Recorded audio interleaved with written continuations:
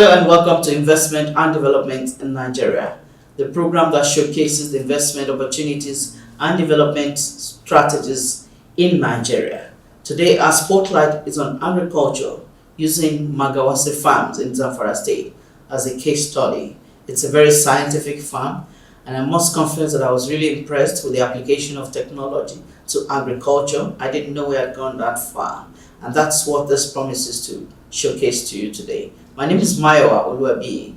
Stay with us. We'll be back.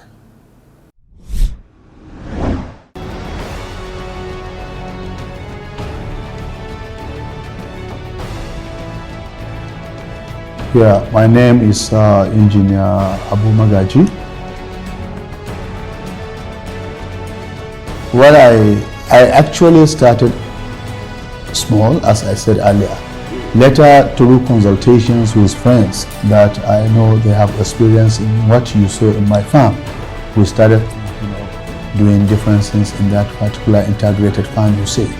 We earlier thought of doing mangoes, so as we dry the mangoes, we dry the cashews, we dry the different type of fruits. But later on we realized that those fruits we planted may not yield what we want. We decided to go into different things in the farm where you saw. You see, in the farm you saw we have poultry section, we have greenhouse, we have fisheries section, we have animal section, we have many things. I don't know if you have also been shown where we do strawberry. We have strawberry in the farm. So there are a lot of things we do in that farm. Apart from that farm, we are doing agric mechanization of about 200 hectares of maize, soybeans and rice. A lot we have in that farm, and I believe that is what I derive pleasure in doing farming, and also seeing people earning their living from what I do. So that farm, if I have started recently, you wouldn't have seen the trees grown. Yes. We have started that farm for the past 10 years. We were developing it gradually, through my little earning, through assistance from friends and family. That is how it developed to become what it is now. But the other farm that you have not visited, about 200 hectares, where we do where we process the farm. We don't do like any other local people does. We adopt using tractors and everything. We plant with planters. We hoe. This is, you have never been there. That is about 200 hectares, and that one we have is part of what I have gotten from my friends and my family when they see that I'm interested in farming. Zamfara, not even agrarian. Zamfara, I think they have the most, they have the best fertile land in Nigeria. I remember a few years ago, there was this campaign by the then administration when we said farming is our pride. There was a lot of food, excess food, that we don't know what to do with it. I even understood that the federal government then had to come in and purchase all the food in order not to discourage the farmers. But unfortunately, when that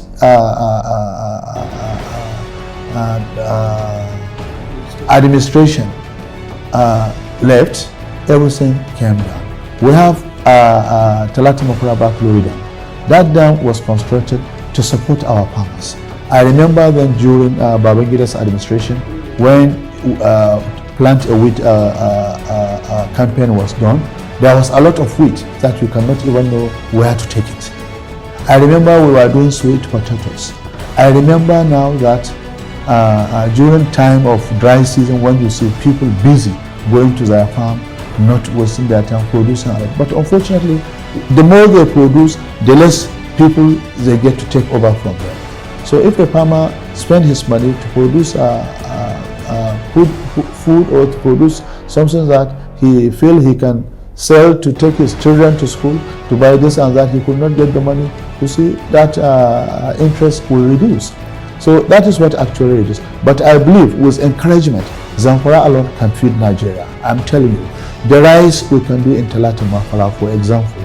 If company processing rice milling machine can be introduced in Mafara, it will create job opportunity for at least 250,000 people.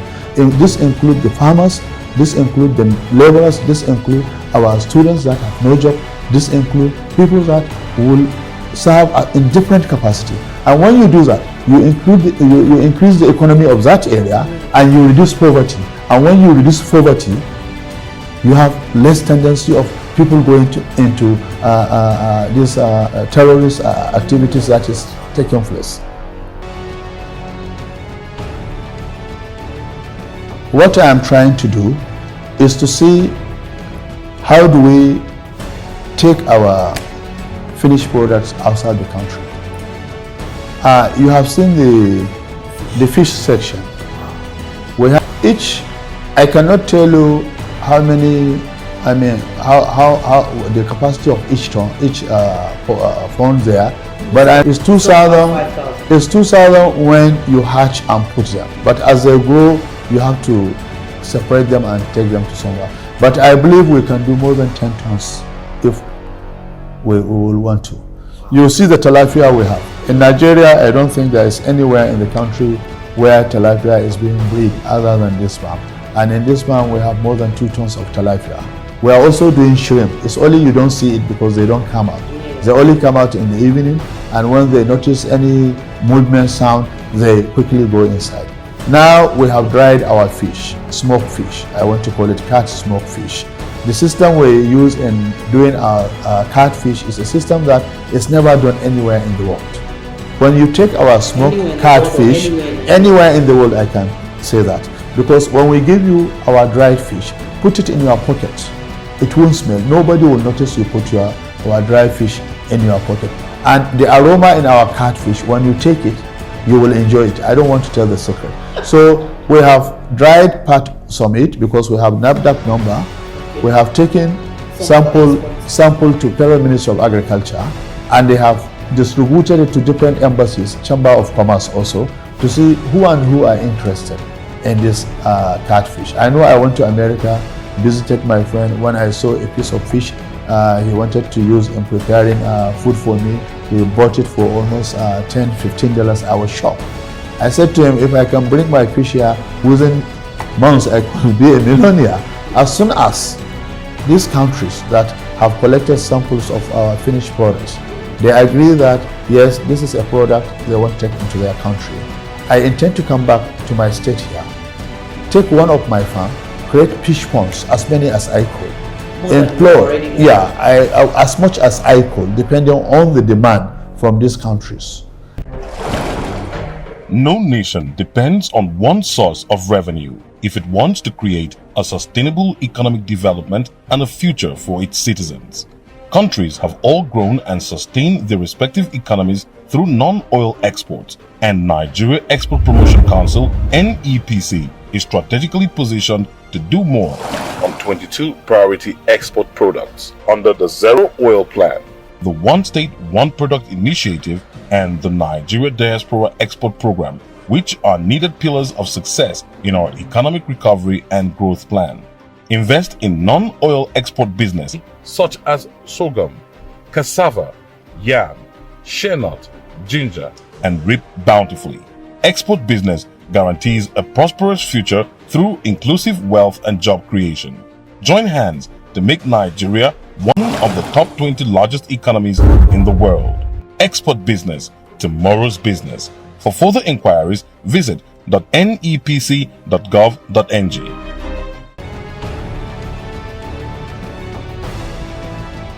This is the greenhouse section of the farm. As I said, we have. So this strawberry, where we have, here it is. They don't normally do when it is raining season. So, and you may know about curry and thyme. So this is the time. Yes, they normally call it rosemary. Maybe if you can smell it, you perceive the flavor or the odor of it. So this time, which we have. And as I said, this is the strawberry. And let's go in there where we have the yellow pepper / the green pepper. This is the yellow pepper, as I'm saying. So now it have started to bring out the flowers. Very soon you will see the seed. After all, then this is the tomato.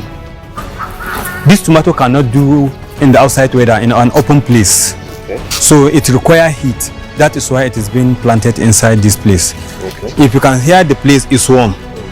So that is why we decided to put it here. We plant it here. If you can see, the thing goes round.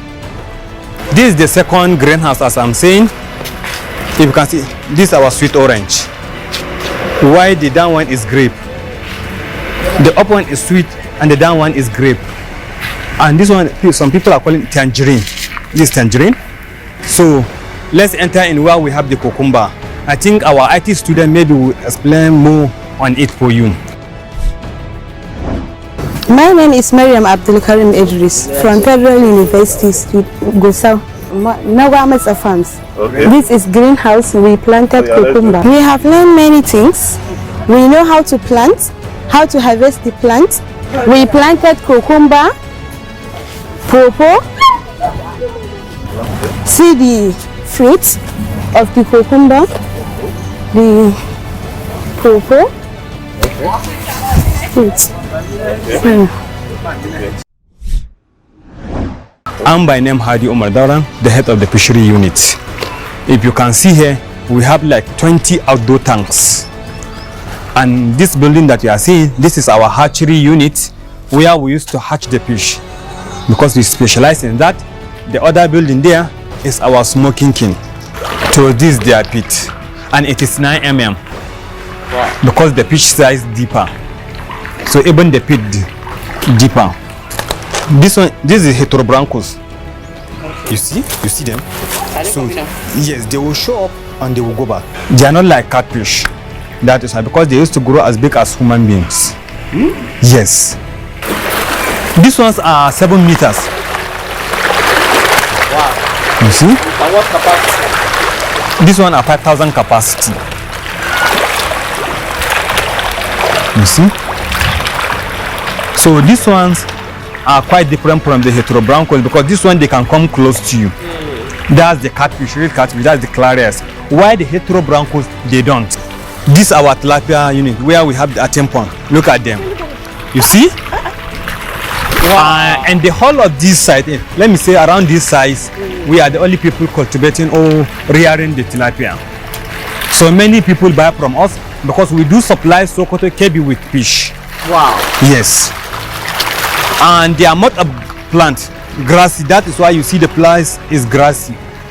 It's full up with grass. So the more they are feeding on the grass, they will reproducing.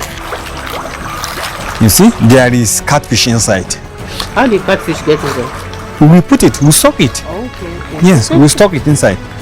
And there is crayfish? You see, and there is crayfish inside. They will eat the crayfish now? They will not. Are you serious? Yes, because you know, all those fish have their mode of protecting themselves. Yes. Because for the tilapia, he has a dorsal fin. You know it, the spines. So if there is anything danger, they will open it. Okay. So instead of you to grab them, they will open it, they will tear your mouth. Their mouth. That's how they are. While the crayfish, they have their upper column, something like this. They have some spines that they use to protect themselves. While for the small ones, the mother of them, they used to because they are mouth brooders. Okay. The tilapias are mouth brooders. So if there is any danger, the parent and the mother one will open her mouth like this. All the small ones, they will now enter in and she will run with them. Yes, that's how they do. Wow. Yeah. That's serious. That's for the tilapia. That's why we have the plantation. Where we have the plantain, the banana, they are all there. You are highly welcome to Nagwamatse Farms. Nagwamatse Farms is an integrated farm and the only integrated farm in the states. We have different and so many farms, but being it integrated make it different from others. So this is our cattle range and the sheep and goat units or section. Our cows are Frisian and they are mainly for dairy purpose. Then our he-goat, that's male goat, or I can say our bulk, we call it bulk. The breed is Boa. We call it Boa breed. It's a South African breed. The male goat is from South Africa. Yeah, and our female goat are Sahel. And Sahel breed mostly are from Sahara regions. The main advantage of this Boer breed is they grow faster than other breed of goods. Okay. That's the main advantage of it. They grow bigger and faster. They have faster growth rates. That's the difference between Boer breed and our local breed. They grow faster. They have a faster growth rate, and they are growing bigger than our local breed. As a person that intend to go into goat rearing, definitely buying this breed it will bring much more money than our local breed because of the faster growth rates. We have 4 units, sections or departments in Nagwamatse farms. From the main entrance, you will see we have greenhouse. That's the first section of the farm. Then the fishery units, the cattle range and sheep and goat unit. Then this is the heart and backbone of the farm, the poultry units. In poultry units, it's a unit that comprises of 3 sections too. The first section is the layer section. That is where our bird used to lay eggs. Then we have the brooding section. That is where we brood our chickens from day old to the point of lay, if they are layers. And if they are broilers, we brood them and up to the market size. Then the last section of the unit is the broiler section. That is where we rear chickens purposely for meat. So here in Nagwamatse farms, as we enter into the heart and the backbone of the unit of the farm, as I said, the poultry unit, we have our own pattern of biosecurity, because biosecurity is very, very important in poultry business, or I can say poultry production in particular. From the main gate, you see there is a small dip filled with water. We always remove the water daily and fresh put another and fill it with another one again, and we put disinfectants. As you can see here, this is the entrance of the pen. This one. We all put disinfectant here. So the main issue is once you intended to enter into the pen, you wash your hands like this. That's all. Then you dip your legs into the food. We call this food bath or food dip. That's it. Then from then you can go into the pen. And you know, in poultry production or in poultry business, certain things differs from one environment or one location to another. Our own pattern here, our pens is quite different, and this is the only unit, this is the only farm, Nagwamatse farms, that you see this type of pens. Our pens were lit up. We call it high-res pen, because in poultry production, the mode of setting a pen plays a vital role in setting a poultry farm. Like we are setting the pens too, and the type of pen you are going to use. You know, in the system of producing in poultry production, the system is up to 3. Thus, we have the automated system, the system of rearing, then semi-automated and manual system. And this one, as you can see here, is automated, our silo. That is where we put the feed, and from the silo will take the feed to the wagons. So once it fills the wagons, we will send the wagons to feed the bed. Yeah. And our silo is up to 11 ton. The capacity of the silo is up to 11 ton. These are the remaining beds that are left from the ones we sold last week, and they are 7 weeks old. Okay. So you raise them until they We raise them from day old. We raise them the number, 2,500, and these are the ones that remain. So once they reach 17, 18, 19 weeks, meaning they reach point of lay, they will start laying definitely. Then we transfer them from here to the laying section. This is pen 3, and the pen capacity is 20,000 capacity. So our bed here are up to 20,000 in number. So, and this is fully automated system. As you can see, we have the control panel. This is our control panel.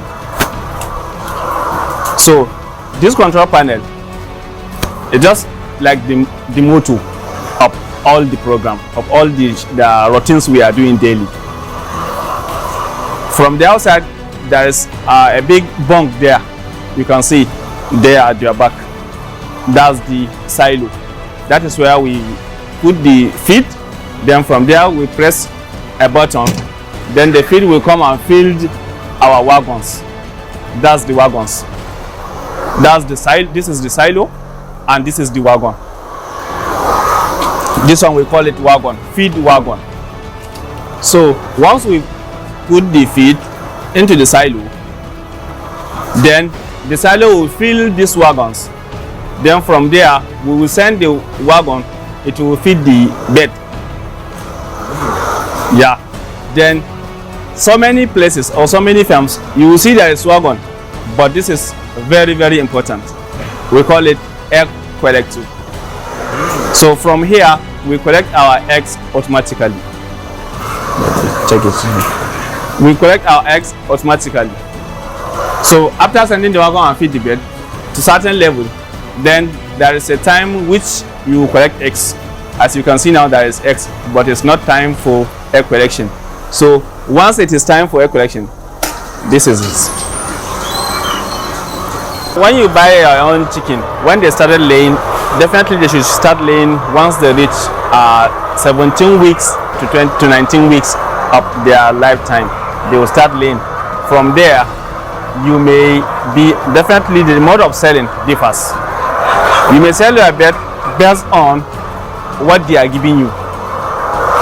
There is the production tube. It will be declining and be rising, but there is a time that they will reach their peak. So once they reach their peak and the production decline, meaning they will be telling you that the production will not rise again. So then you plan. What I mean by you plan is you should be going with two things: the age of the bed and the production they are giving you. So definitely you should dispose your bed once they reach at least 1 year of production. You sell your bed once they reach 1 year of production. That is once they reach, when you their age is before laying, and the laying age, it will be up to 80 weeks to 85. Yeah. As you can see, our bed, once we set automated system, what we mean is you feed your bed automatically, give them water automatically, and you see. So if you say we fill the silo fill the wagons, as the wagon is going, it will be feeding the beds. See, that's how it is. So, and let me think. You see, they are taking water automatically too. Look at this.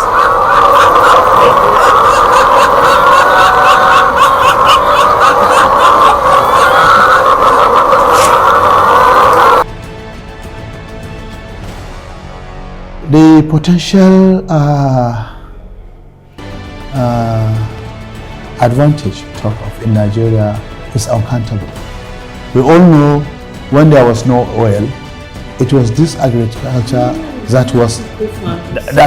exactly. We have cocoa, we have groundnut pyramids, we have a lot of things.